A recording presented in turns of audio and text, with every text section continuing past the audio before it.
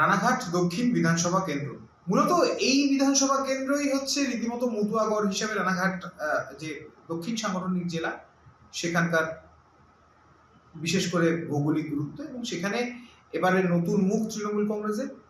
এবারও ডাক্তার, তার কারণ এর আগে ছিলেন ডক্টর মুকুটমণি অধিকারী এবং এবারে ডক্টর সৌগত কুমার কর্ম।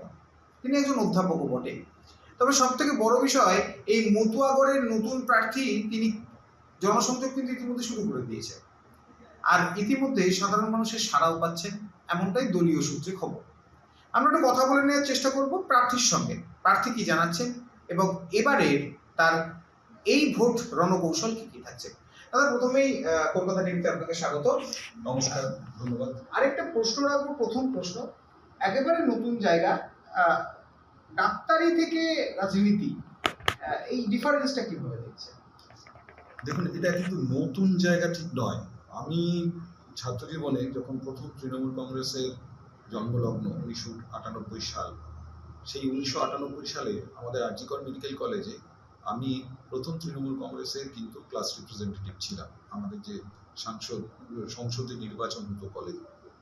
তারপরে কর্মজীবনে আমি তখন ছিল প্রোগ্রেসিভ ডক্টরস অ্যাসোসিয়েশন, যখন আমি এনআরএস মেডিকেল কলেজে জয়েন করি। তারপর সেটা প্রোগ্রেসিভ ডক্টরস অ্যাসোসিয়েশন থেকে বর্তমানে প্রোগ্রেসিভ হেলথ অ্যাসোসিয়েশন বলে আপনারাই জানবেন হয়তো, যে কিছুদিন আগে একটা সরকার সমর্থনকারী আমাদের ডাক্তারদের একটা অ্যাসোসিয়েশন, সঙ্গে ফার্মাসিস্ট, নার্সিং স্টাফ, শশী ম্যাডামের আন্ডারে, আমাদের বিধায়ক শশী পাঁজা মহাশয়ের আন্ডারে, তার নেতৃত্বে সভাপতিত্বে একটা সংগঠন হয়। আমি সেই সংগঠনের যে এটা আমাদের রাজ্যের সহসভাপতি। তো এর মাঝখানে আমি কিন্তু 2014 সালে এই রানাঘাট কেন্দ্র থেকেই এমপি সাংসদ নির্বাচিত হওয়ার জন্য আমার মনোনীত করেন। তো সেই সময় দুর্ভাগ্যভাবে একটা দুর্ঘটনার জন্য আমাকে সে সময় সরে দাঁড়াতে হয়। তো রাজনীতি এবং আমাদের যে পেশা, এই পেশার মধ্যে কিন্তু কোনো বিরোধ নেই। তার কারণ যে আমরা যাকে বলি যে সোশ্যাল সায়েন্স মানে হচ্ছে সমাজবিজ্ঞান। পলিটিক্যাল সায়েন্স যেমন একটা সোশ্যাল সায়েন্স, তেমনি আমাদের ডাক্তারি প্রফেশন, মেডিকেল প্রফেশন, সেটাও একটা সোশ্যাল সায়েন্স। সোশ্যাল সায়েন্স মানে যে সায়েন্স সোসাইটিকে নিয়ে ডিল করে। হয়তো ডাক্তারি প্রফেশনটা মানুষের রোগ নিয়ে যেমন ডিল করে, তেমনি কিন্তু আমাদের সোসাইটিকে নিয়েও ডিল করে। একজন রোগীর চিকিৎসা করতে গেলে তার পারিপার্শ্বিক পরিস্থিতি, তার আর্থসামাজিক পরিকাঠামো, তার শারীরিক কন্ডিশনের সঙ্গে সম্পর্কিত। যেমন ধরুন, একজন মানুষ, তার জ্বর হয়েছে, কিন্তু জ্বরটা কেন হয়েছে, সে কি সোশিও ইকোনমিক কন্ডিশনে রয়েছে, তার বাড়ির অবস্থা কেমন, আশেপাশে কোনো টিবি রোগী আছে কিনা, কোনো ম্যালেরিয়া ডেঙ্গু রোগী আছে কিনা, এগুলো আমাদের জানতে হয়, এগুলো আমাদের তাদের সঙ্গে মিশতে হয়, এবং সেই পরিষ্কার করার জন্য সেই জায়গাগুলো আমাদেরই রেকমেন্ডেশন করতে হয় যে এখানে ডেঙ্গু প্রাদুর্ভাব, এখানে ম্যালেরিয়া প্রাদুর্ভাব, আপনারা এটা করবেন না, মানুষজনকে শেখানো। করোনার সময়ও দেখেছেন হয়তো, আমরা বলেছি যে স্যানিটাইজার ব্যবহার করুন, মাস্ক ব্যবহার করুন, তারপরে দূরত্ব বজায় রাখুন। কাজেই রাজনীতি কিন্তু আমার চোখে মনে হয় যে এটা রাজনীতিটা হচ্ছে মানুষের সেবা করার একটা বৃহত্তর প্রেক্ষিক। এই প্রেক্ষিকের বা আমিনায় আমার বলতে পারেন যে একদম সরাসরিভাবে এই প্রথম প্রবেশ।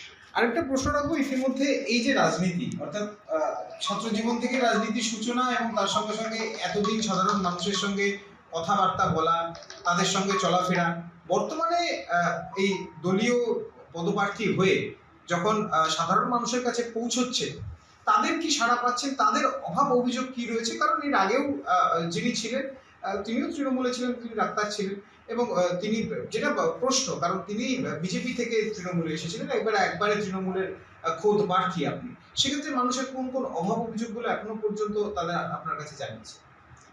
দেখুন, অভাব অভিযোগ কিন্তু সেভাবে জানায়নি। তারা কিন্তু মমতা ব্যানার্জি ঘোষিত এবং রূপায়িত যে প্রকল্পগুলো, তার মধ্যে কিন্তু এই 90 রানাঘাট দক্ষিণ বিধানসভার ক্ষেত্রে তারা কিন্তু ব্যাপকভাবে উপকৃত, এবং সেই প্রকল্প এবং তাদের যে ডিম্যান্ড, সেটা নিয়ে কিন্তু কোনো সমস্যা নেই। সমস্যা যেটা হয়েছে প্রকল্প রূপায়ণ করতে গিয়ে, হয়তো যারা কিভাবে প্রকল্প রূপায়ণ করেছেন, তাদের যে কমিশনিং অফিসাররা ছিলেন বা যারা প্রয়োগ করেছেন, তাদের সঙ্গে হয়তো কিছুটা ভুল বোঝাবুঝি বা কিছু দূরত্ব, এইটা আমার চোখে পড়েছে। এছাড়া ওভারঅল কিন্তু যে খুব তৃণমূল সরকারের উপর মানুষের যে খুব রাগ ক্ষোভ, এটা কিন্তু নয়। বর্তমানে আমরা সবাই জানি রাজ্য জুড়ে এসআইআর হয়েছে এবং সেখানে বিশেষ করে রানাঘাট দক্ষিণ, যেটা মতুয়া অধ্যুষিত, সেই রানাঘাট দক্ষিণে মতুয়া সম্প্রদায়ের একাধিক নাম বাদ গেছে, ডিলিটেড ভোটারও দেখা গেছে এবং অ্যাডজুডিকেশন ভোটারও পাওয়া গেছে। এখন পর্যন্ত আজ একটি লিস্ট চালু বা বেরোনোর কথা। সেক্ষেত্রে এই যে নির্বাচনী আবহ, সেক্ষেত্রে মতুয়ারা কতটা ক্ষতিগ্রস্ত হলে বলে মনে করছেন বা এসআইআর এর প্রভাব কতটা দেখতে পাচ্ছেন প্রচারে বেরিয়ে? দেখুন, আমি কালকে কুপার্স ক্যাম্প এরিয়ায় একটা নির্বাচনী জনসভা এবং ডোর টু ডোর ক্যাম্পেনিংয়ে ছিলাম। তাতে হঠাৎ যখন আমি কুপার্স বাজারের মধ্যে দিয়ে যাচ্ছি, তখন একটি লোক দৌড়ে এসে বললো, ডাক্তারবাবু আপনি ক্যান্ডিডেট হয়েছেন জানেন, আমি 2021-এ ভোট দিয়েছি, 2024-এ ভোট দিয়েছি, 2016-তেও ভোট দিয়েছি, কিন্তু এইবার কোনো একটা অজ্ঞাত কারণে তার নাম বাদ গেছে। সে আমাকে বললেন যে আমরা ভোট দিয়ে কেন্দ্রীয় সরকার নির্বাচিত করলাম, পূর্বে আমরা বিজেপির বিধায়ক নির্বাচন করেছি, কিন্তু এখন হঠাৎ কি অজ্ঞাত কারণে আমাদেরকে বাদ দিয়ে দেওয়া হলো, তাহলে কি আমরা যাদেরকে পূর্ববর্তীকালে নির্বাচিত করেছি সেই নির্বাচিত সরকারের তারাও কি বিবেচনাধীন হয়ে পড়লেন? তো আমি কথাটা ভাবলাম। যার সঙ্গে একটা কথা হচ্ছিল, তিনি একটা ছোট্ট সাইকেল দোকানে সাইকেল সারানোর কারিগর। তো আমি তাকে বললাম যে আপনি চিন্তা করবেন না, এই নিয়ে আমাদের মাননীয় মুখ্যমন্ত্রী মমতা ব্যানার্জি অলরেডি আপনারা দেখেছেন যে সুপ্রিম কোর্টে সওয়াল করেছেন এবং এই যে 60 লক্ষেরও যে নাম বাদ দেওয়ার যে চক্রান্ত, সেটার জন্য তিনি লড়েছেন এবং আজকেও একটা সাপ্লিমেন্টারি লিস্ট হয়তো বেরোবে, তার মধ্যে অনেকের নাম আবার হয়তো আসবে। এটা আমার তাকে বলা যে আপনারাও আসুন আমাদের এই আন্দোলন, আমাদের এই সংঘর্ষের সঙ্গে হাতে হাত রেখে, যাতে এই মানুষগুলোকে আবার ফিরিয়ে আনতে পারি। কারণ এরা তো আমাদেরই দেশের লোক, এরা তো কোনো বহিরাগত নয়, এরা আমাদেরই ভাই বোন, আমাদেরই ছোট আদরের সন্তান। তো তাদেরকে কেন এইভাবে কোনো একটা সুযোগ সুবিধা এবং তাদের এর প্রেক্ষিতে তাদের যে ক্ষোভগুলো, এগুলো প্রশমন করা উচিত। কারণ ভোট দেয়া, এটা কিন্তু একটা সরকার নির্বাচিত করা, এটা আমরা প্রত্যেকেই মনে করি যে আইনগতভাবে তার আমি যে দেশের নাগরিক, সে দেশের একটা নাগরিকত্ব প্রকারান্তরের কিন্তু প্রমাণ হয়। আজকে তো আমি ভারতবর্ষের নাগরিক, আমি তো নিশ্চয়ই গিয়ে রাশিয়া বা চীন, জাপান এদের দেশে গিয়ে ভোট দিতে পারবো না, আমাকে ওখানে ভিসা বা পাসপোর্ট করে যেতে হবে এবং সেখানে যাওয়ার পর আমরা যে তাদের যে মেয়াদ আমাদের থাকতে বলবেন, সেই থাকার পরে আমাদের চলে আসতে হবে, ওদের কিন্তু নির্বাচনী প্রক্রিয়া অংশগ্রহণ করতে পারবে। তো হঠাৎ করে এই প্রক্রিয়াটা এনে মানুষের মধ্যে এই যে লম্বা লাইন দিয়ে দাঁড়ানো, কিছু মানুষের মৃত্যু, হয়রানি, এটা কিন্তু আমার মনে হয় যে এই অঞ্চলের ব্যাপক প্রভাব। একটা প্রশ্ন রাখবো যে আপনি তৃণমূল থেকে দাঁড়িয়েছেন, একজন ডাক্তার, এবং আপনার বিপক্ষ যিনি রয়েছেন তিনিও একজন ডাক্তার, তিনি আয়ুর্বেদিক নিয়ে কাজকর্ম করেন বা ওষুধ বানান। সেক্ষেত্রে তিনি বিজেপি থেকে, আপনি তৃণমূল থেকে। এবারের লড়াইয়ে আপনি আপনার প্রতিপক্ষ হিসেবে কাকে দেখছেন এবং বিজেপিকে আপনার লড়াইয়ের প্রতিপক্ষ হিসেবে কতটা মনে করছেন? দেখুন, আমার প্রতিপক্ষ যিনি দাঁড়িয়েছেন তার শিক্ষাগত যোগ্যতা কি, তার চারিত্রিক কি যোগ্যতা আছে বা কি দোষ ত্রুটি আছে, এটা আমার কাছে বড় মনে হয় না। কারণ আমাদের দল মমতা ব্যানার্জি দল, আমরা এবং মমতা ব্যানার্জির সৈনিক, অভিষেক ব্যানার্জির সৈনিক। তো আমরা কখনো কারো ব্যক্তিগত আক্রমণ, উৎসাহ এগুলোতে ঠিক গুরুত্ব দিই না। আমরা মানুষের দুয়ারে দুয়ারে যাব, দুয়ারে সরকারের মতো আমরা গিয়ে মানুষের আশীর্বাদ প্রার্থনা করব এবং মানুষ যদি আমাদেরকে আশীর্বাদ করেন, তাহলে মানুষের রায় মাথা পেতে নিয়ে আমরা তাদের নির্দেশ অনুযায়ী কাজ করব। আর যদি মনে হয় যে না, আমরা উপযুক্ত নই, মানুষ আমাদের প্রত্যাখ্যান করবে, তাহলে পরে আমরা আমাদের স্বস্থানে, সে অসৎ কাজে যে আমরা যে নিযুক্ত ছিলাম সেখানে আমরা চলে যাব। ইতিমধ্যে তো তৃণমূল আপনি দাঁড়িয়েছেন, আপনি প্রচার করছেন, কিন্তু অপর থেকে দেখা যাচ্ছে রানাঘাট দক্ষিণ সাংগঠনিক জেলারই এই আপনারই বিধানসভা ক্ষেত্র রানাঘাট দক্ষিণের যিনি বিজেপি প্রার্থী অসীম কুমার বিশ্বাস, তার প্রার্থী পদ বাতিলের দাবিতে মতুয়া সমাজ থেকে শুরু করে সকলে আন্দোলনের নামে জেলা পার্টি অফিসে ভাঙচুর, সেখানে আন্দোলন দিনের পর দিন মতুয়াদের। কি মনে করছেন এই বিষয়গুলো কিভাবে দেখছেন? দেখুন, এটা ওদের দলীয় অভ্যন্তরীণ ব্যাপার।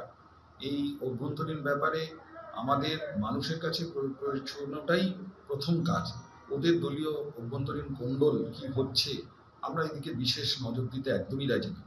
কারণ আমরা মানুষের পরিষেবা দিতে এসেছি, সেবা করতে এসেছি, তার জন্য যা যা করণীয় সেটা আমরা করব।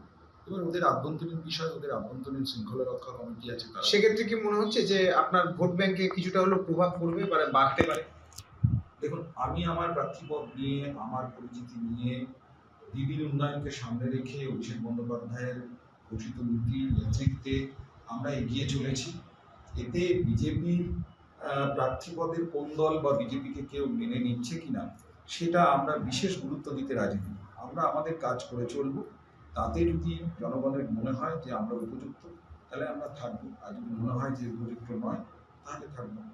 রানাঘাট দক্ষিণবাসী আপনাকেই কেন ভোট দেবে? আরো তো নির্বাচনী যারা রয়েছেন, আপনি ভোট চাইতে যাচ্ছেন, আপনি তাদের পাশে থাকার আশ্বাস দিচ্ছেন, আপনাকে কেন দেবে? এজেন্ডা? আমার এজেন্ডা হচ্ছে সুস্বাস্থ্য ঘরে ঘরে। যেমন আমরা পূর্বতন সময়ে মাননীয় অভিষেক বন্দ্যোপাধ্যায়ের নেতৃত্বে সেবাশ্রয় বলে একটা প্রকল্প তিনি এনেছিলেন, এবং আমি সুদূর ফলতা, নৈহাটি প্রত্যেকটা জায়গায় সেবাশ্রয় ক্যাম্প করেছি। এবং এখানে আমরা গুরুত্ব দিয়েছিলাম যে মানুষের গণস্বাস্থ্য, এবং আপনি ভাবলে অবাক হবেন, এই ক্যাম্পগুলোতে আল্ট্রাসোনোগ্রাফি, রোগ নির্ণয়, রক্ত পরীক্ষা, ইভেন মানুষের চশমা প্রদান করা, শ্রবণযন্ত্র, হিয়ারিংয়ের, এগুলো কিন্তু আমরা ওই ক্যাম্প থেকে দিয়েছিলাম। এবং ওই ক্যাম্পে আমাদের মেডিকেল কলেজের প্রফেশনের বড় বড় ডাক্তার, প্রফেসর যারা রয়েছেন, তারা গেছেন, মানুষের সুস্বাস্থ্য মানুষের দুয়ারে নিয়ে গেছে। তো আমার মনে হয় যে বর্তমানে আমার এটাই প্রথম এজেন্ডা, যে মানুষের অন্যান্য প্রকল্পের মাধ্যমে যেরকম মাননীয় মুখ্যমন্ত্রী সবার সুবিধাকে ঘরে ঘরে পৌঁছে দিয়েছে, তেমনি আমার মনে হয় যে এই প্রকল্পগুলোর থেকেও আমি জোর দেবো সুস্বাস্থ্য ঘরে ঘরে, মানে প্রত্যেক লোকের সুস্বাস্থ্যকে, হেলথ ফর অল, এই গোলটাকে সামনে আনা। যেমন হেলথ ফর অল একটা WHO একটা গোল বা মিশন আছে, সেটা বিভিন্ন সময় আমাদের দেশে একটু পিছিয়ে যায়। কোনো সময় ছিল 2010 সুস্বাস্থ্য সর্বজনীন, তারপরে এটা বাড়তে 2030 পর্যন্ত চলে এসেছে। তো এটাকে আমরা যত তাড়াতাড়ি অ্যাচিভ করতে পারবো, ততটাই মনে হয় ভালো।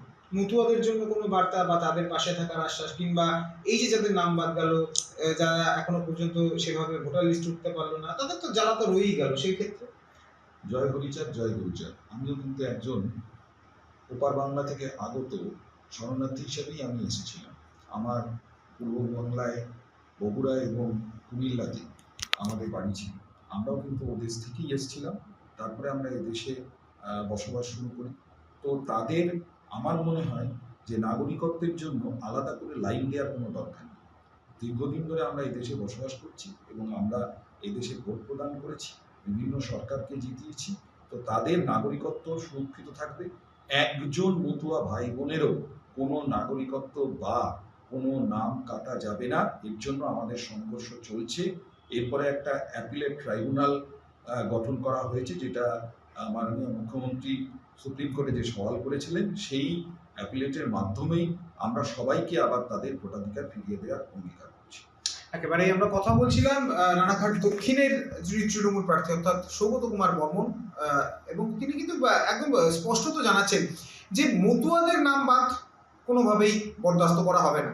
তবে আগামী যে নির্বাচন আসছে, অর্থাৎ 29 তারিখ, এজেন্ডা সুস্বাস্থ্য ঘরে ঘরে, অর্থাৎ স্বাস্থ্যের দিকে নজর রাখছে তৃণমূল প্রার্থী।